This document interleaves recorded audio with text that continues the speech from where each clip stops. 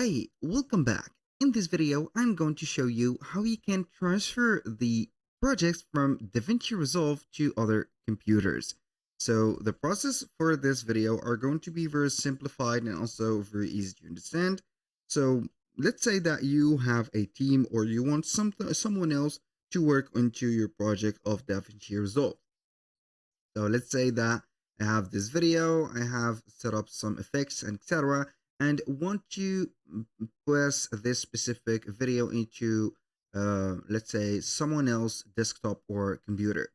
How we can get that specific thing or that specific transfer? Basically, you need to set up the file or the project and also the media. Because if you are going to transfer the project or the whole project, you need the media included with it.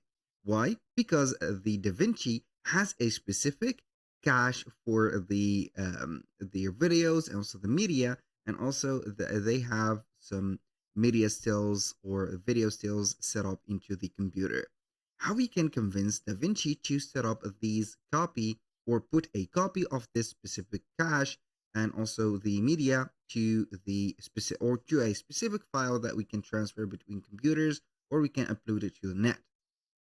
So here is the turn of the media manager or the project manager.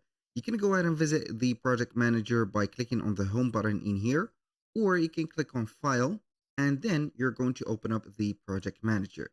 After you have opened the project manager, choose the project that you have saved into your computer.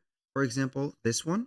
We're going to click on the right side of the right button of the mouse. Then we're going to export that project. We're not going to normally export it as a project because we are going to have here the problem of the missing files, but we are going to click on export project archive. So we are going to click on export project as archive. For example, we are going to put onto the specific desktop, click on save, and here you are going to set up the DRA or the, as you can see, the file that we need. So we are going to here, if we want to untick the render cage or cache, we can tick the proxy media, as you can see, and also we have the media files. This is the most important thing. So when you're going to click OK, it is going to transfer or put a copy of these media into a certain file that you have chosen the placement for, and this file is going to be uploaded, for example, or transferred via, let's say, a hard drive, or let's say something that you're going to send them into another computer. And with that, when they are going to open that file or the specific file of the copy of the project, they can not find an issue with it. And with that, we have concluded the tutorial for today.